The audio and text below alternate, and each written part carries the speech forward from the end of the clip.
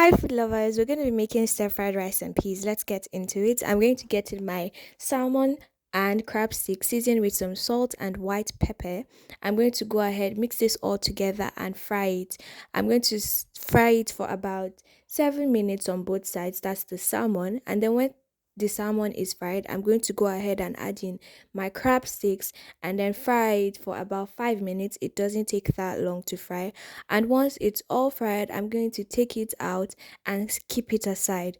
I'm going to go ahead and start frying the rice and peas. I'm going to add in some more oil, saute some onions and some ginger garlic paste. I'm going to go ahead and add in my kidney beans. I use the canned ones so they don't take too long. I'm going to stir fry it, add my carrots and stir fry them as well.